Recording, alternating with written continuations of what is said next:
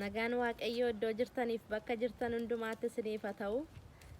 Akkam jirtu hundumti keessanii nagaan Waaqayyoo dachaa isiniif haa baay'atu. Har'a akkuma argitanii kunoo qilleensa Waaqayyoo qulqulluu ta'e keessatti Waaqayyoo galateeffachuudhaaf Waaqayyoon eebbisuudhaaf iddoo kanan jira. Maqaan Waaqayyoo bara baraan eebbifamu. Yesus Kristos bara baraan gooftaadha. Yesus Kristos bara baraan jiraataadha. Akkasin gargaaramtanii Waaqayyootiin gargaarsa Waaqayyoon har'a geessan beeka. Anis manni koos Waaqayyoon gargaaramneeti guyyaa har'aa kan geenye. Kanaaf Waaqayyoon guddiseen galateeffadha. Waaqayyoon guddiseen eebbisaa waa'ee keessanii fi waa'ee ofii kootiif, waa'ee maatii kootiif, waa'ee biyya kootiif Waaqayyoon guddiseen galateeffadha. Maqaan Waaqayyoo bara baraan eebbifamu. Waaqayyoo gaariidha obboloota koo. Waaqayyoo gargaaraadha. Waaqayyoo danda'aadha. Jireenya keenya keessatti Waaqayyoodha kan gargaaree yeroo kana nuuf kenne akka nuun jiraannuuf, akka nuun qilleensa qulqulluu kana hafuura baafannuuf Waaqayyoodha kan nuuf eeyyame. Kanaaf baay'een qilleensa qulqulluu kana fudhachuu dadhabanii maashiniidhaan kan qilleensa fudhachaa jirantu jira. Nuyiif isin garuu gargaarsa Waaqayyoo irraan kan ka'e nagaa qabna, fayyaa qabna, qilleensa qulqulluu kana fudhanna jechuudha. Kanaaf Waaqayyo gochaansaa kunii fi oolmaasaa kanaaf wanti nuun guyyaadhaa guyyaatti goonu hundumtuu itti xinnaata Waaqayyootti. Gaarummaa Waaqayyoo yeroo yaannu, arjummaa Waaqayyoo yeroo yaannu kan Waaqayyoo itti xinnaata. Kanaaf hin galateeffannaa Waaqayyoon, hin eebbisna. Guyyaan har'aa kuni guyyaa sanbata guddaati. Anis qilleensa kana keessatti ba'ee arjummaa Waaqayyoo yaada, gaarummaa Waaqayyoo yaada. Waaqayyoo koo galateeffachuu fi isiniifis achumaan sheerii gochuufan achi as dhufe jechuudha. Maqaan Waaqayyoo guddaa kan eebbifame haa ta'u. Yesus Kristos bara baraan jiraataadha. Kanaaf har'a wangeela keessaa iddoo tokkos hin dubbifanneetu Waaqayyoon walii wajjin utuun kadhatin dura gaarummaan Waaqayyoo guddaadha. Kanaaf faarsaa tokkoon isinii faarfadha. Qooqa qabnu hundumaan Waaqayyoon galateeffachuun sababii nurra jiruuf arjummaa Waaqayyoo amma bantii Waaqaa jedheen Waaqayyoon galateeffadha. Maqaan Waaqayyoo bara baraan eebbifamu. Arjummaan Waaqayyoo amma bantii Waaqaa badhaadhummaan isaas baay'ee amma mul'ifagaata. Waaqayyoo gaariidha guyyaa gidiraatti golga amansiisaa iddootti baqannaati. Hallelujah, hallelujah, hallelujah, hallelujah, hallelujah, hallelujah, hallelujah, hallelujah. Dhugaaf hafuuraan hallelujah siif sagannaa, hallelujah si waaqeffannaa, hallelujah garaa qullaa'aan, hallelujah. Arjummaan Waaqayyoo amma bantii Waaqaa badhaadhummaan isaas baay'ee amma mul'ifagaata. Gaarummaan Waaqayyoo amma bantii Waaqaa badhaadhummaan isaas baay'ee amma mul'ifagaata. Waaqayyoo gaariidha guyyaa gidiraatti golga amansiisaa iddootti baqannaati. Iddootti baqannaa keenyaati Waaqayyo gooftaan maccaa golga amansiisaadhanni. Eenyullee golga amansiisaa nuuf hin taane Yesus Kristos duwwaadha golga amansiisaa kan nuuf ta'e jireenya keenya keessatti.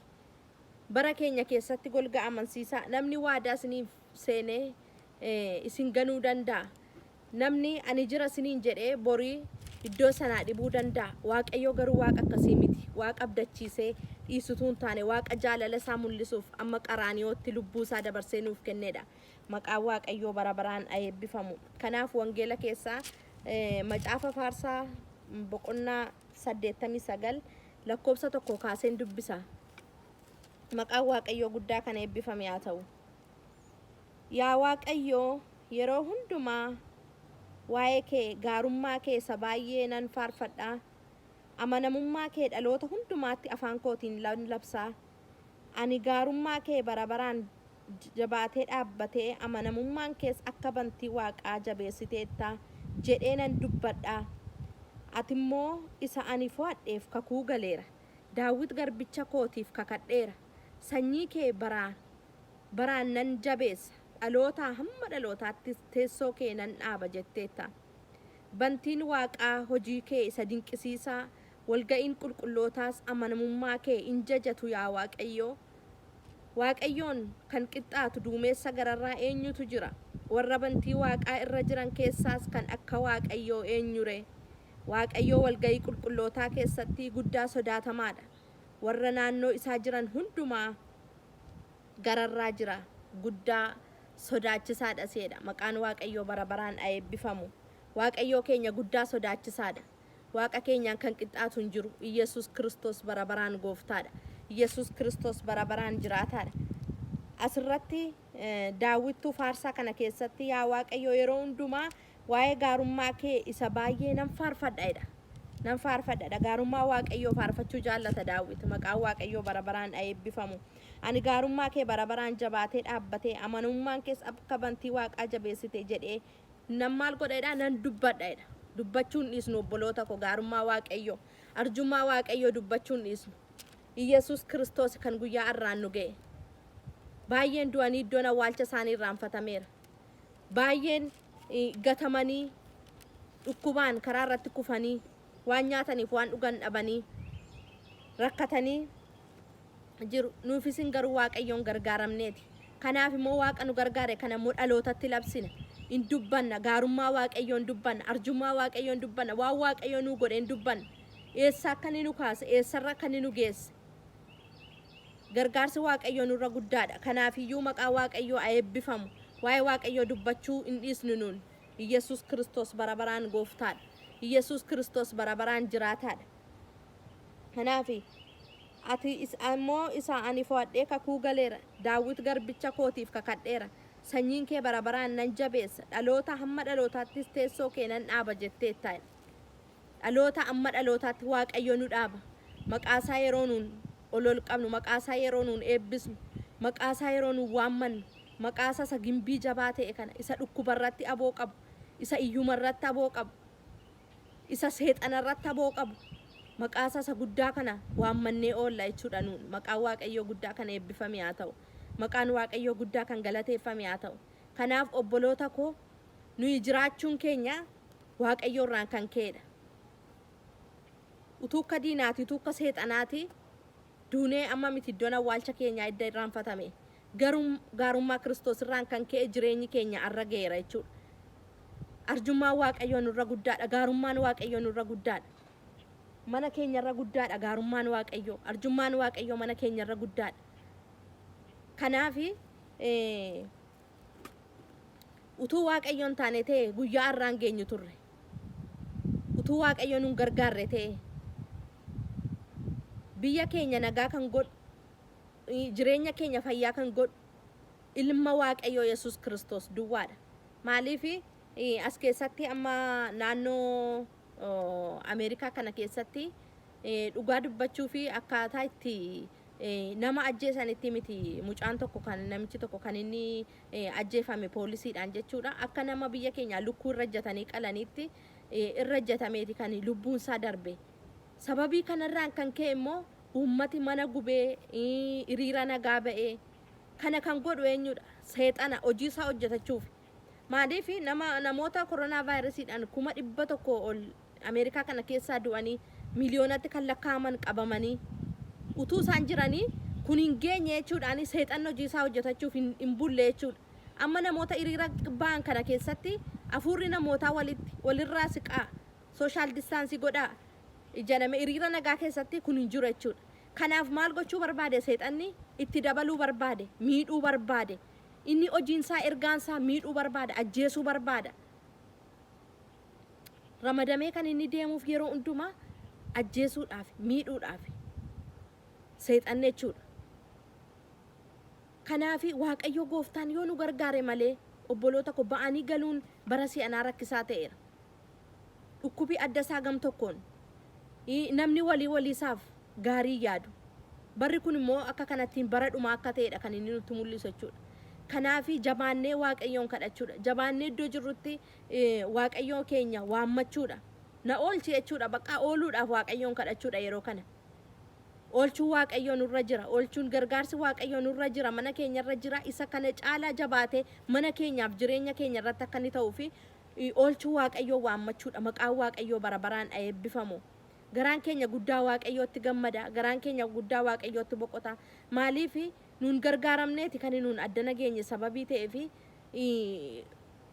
warra du'an irraa cimina keenya yookaan jabina keenyatu adda ta'etu hin taane gargaarsi Waaqayyoo eegumsi Waaqayyoo dhiigni Kiristoos Yesuus qaraaniyoo irratti nuuf dhangalaasee nuun sababii eeguuf dhoksaan jiraachuu keenyaa kanadha jechuudha. Dhoksaan miliquu keenyaa dhukkuba jalaa dhoksaan miliquu keenyaa balaa garaagaraa jalaa dhoksaan miliquu keenyaa jabina keessan isinitti hin fakkaatin akkasitti kan yaadu yoo jiraate dogoggora guddaadha. Kan nuun jiraannee irra geenye Kiristoos Yesuus irraan kan ka'edha. Kanaafi maqaan Waaqayyoo bara baraan eebbifamu. Guyyaa gaarii sanuuf kenne, yeroo gaarii sanuuf kenne, bara gaarii sanuuf kenne, fayyaa gaarii sanuuf kenne. Waaqayyoon hin galateeffanna. Maqaan Waaqayyoo bara baraan eebbifamu. Guddaaf amanamaa kan taate Waaqayyo abbaa keenya, uumaa keenya, jiraachisaa keenya, danda'a waan hundumaa Yesuus ilma Waaqayyo. Yaa Waaqayyo guyyaa kana sin galateeffadha. Yaa Waaqayyo obboloonni koo na ilaalanii wajjiniin Gooftaa walii gallee Gooftaa si galateeffanna. Gaarummaa nu gooteef amanamummaa keef arjummaa kee hundumaaf galanni siif haa ta'u. Yaa Waaqayyo Gooftaa nu miliqsitee nu gargaarte. Yaa Waaqayyo Gooftaa harka nu qabde.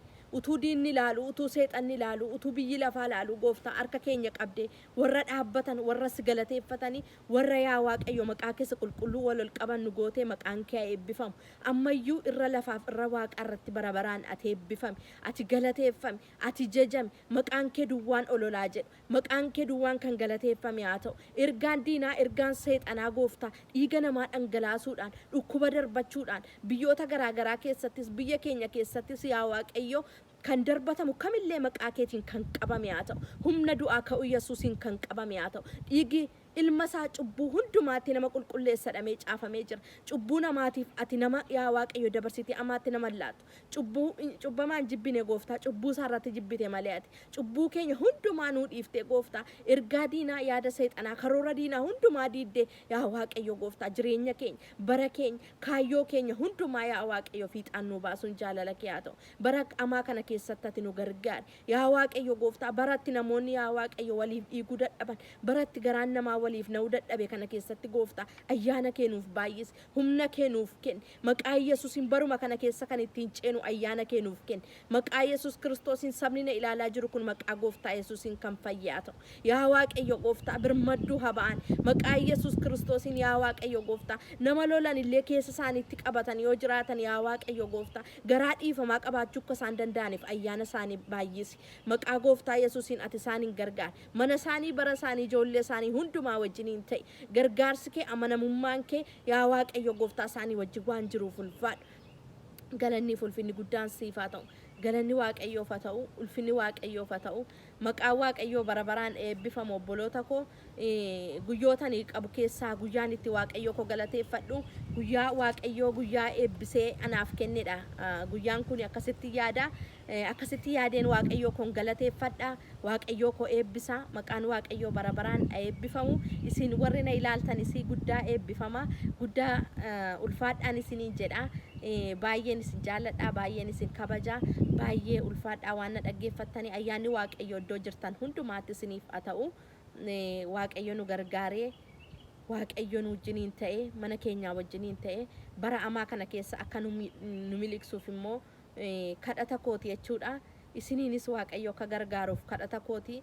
waaqayyo gaariidha waaqayyo warra isaa manatan beeka inoolchasi maqaa waaqayyo bara baraan haa ulfaatu YouTube chaanaaliin kuni Fitsum Mucaa Yesus kan jedhudha laayikii godhaa sheerii godhaa sabskraayibii godhaa sagalee waaqayyo kana sheerii gochuuni hunduma keenya biraa akka ga'uu fi isiniin jedha baay'ee naaf eebbifamaa galatoomaan isiniin jedha sagantaa koo asirrattan xumuree baay'ee